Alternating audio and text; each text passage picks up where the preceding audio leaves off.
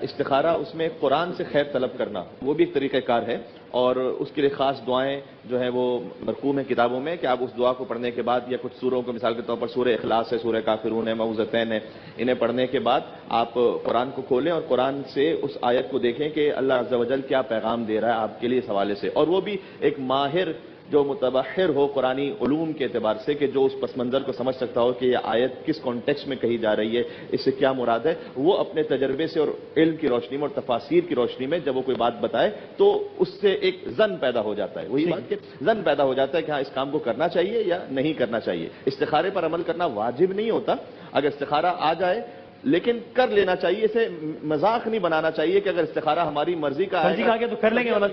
واجب تو نہیں ہے نا، تو پھر آپ نے کیوں دیکھا تھا استخارہ؟ اپنی مرضی کرنی تو پھر کیوں دیکھا تھا استخارہ؟ تو استخارے میں اگر ریکمینڈڈ فقہ جعفریہ میں یہ ہے کہ خود کر لیا جائے یا کسی عالم سے کروا لیا اگر خود کر سکتے ہیں تو یہ ریکمینڈڈ ہے کہ اگر خود کر سکتے ہیں اس طریقہ کار کے مطابق تو کر لیں، اگر نہیں کر سکتے تو پھر کسی عالم دین سے کسی ماہر سے رجوع کر لیں۔ ایک اور اس میں ایک نقطہ ہے، وہ یہ کہ استخارے سے پہلے ایک بعض روایات میں ساتھ ہے استشارہ، یعنی آپ مشورہ طلب کیجئے صالح مومنین سے یا اس فیلڈ کے متخصصین سے، اور اگر فرض کیجئے کہ آپ نے کوئی بزنس کرنا ہے، اب بزنس کرنے میں جو آپ جانتے ہیں کہ کچھ مخلص افراد ہیں آپ کے آس پاس، ان سے مشورہ طلب کیجئے۔ اگر مشورہ کرنے کے بعد کسی طرف ذہن منتقل ہو جاتا ہے تو وہ اللہ کی جانب سے ایک اشارہ ہے کہ جو اللہ نے اس مومن کے ذریعے سے آپ تک پہنچایا ہے۔ اگر مشورے کے بعد بھی آپ مشکوک رہتے ہیں تو پھر ایسی صورت میں استخارہ دیکھیں، ورنہ پہلے مشورہ کریں۔ روایت ہے،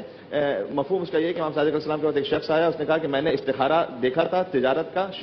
شام جانے کے لیے، بہت برا آیا تھا لیکن بظاہر بہت اچھا منافع لگ رہا تھا، تو استخارہ منع آنے کے باوجود میں چلا گیا، وہاں گیا، منافع بھی بہت اچھا ہوا، اور واپس آیا تو اب میری سمجھ میں نہیں آ رہا کہ سب کچھ ہی جب بہت اچھا ہوا تو استخارہ کیوں برا آیا تھا۔ تو اس وقت امام علیہ السلام نے کہا کہ جب تو شہر شام سے واپس نکلا تھا تو فلاں مقام پہ پہنچا تھا تو اتنا تو خستہ تھا کہ سو گیا تھا اور فجر کی نماز قضا کی تھی، کیا ایسا کیا تھا یا نہیں کیا تھا؟ اس نے کہا کہ ہاں میں نے کیا تھا۔ امام علیہ السلام نے کہا کہ یہ جتنا منافع ہوا اس سے بھی اگر زمین و آسمان کا سارا منافع مل جاتا اور عمدن تو نے جو فجر کی 2 رکعت نماز قضا کی تھی وہ اللہ کے حکم کی نافرمانی تھی۔ تو بسا اوقات ہم خالی دنیاوی معاملے کو دیکھ رہے ہوتے ہیں لیکن اس میں ایک اخروی اشارہ بھی مل رہا ہوتا ہے، استخارے میں اس کا خیال کرنا چاہیے۔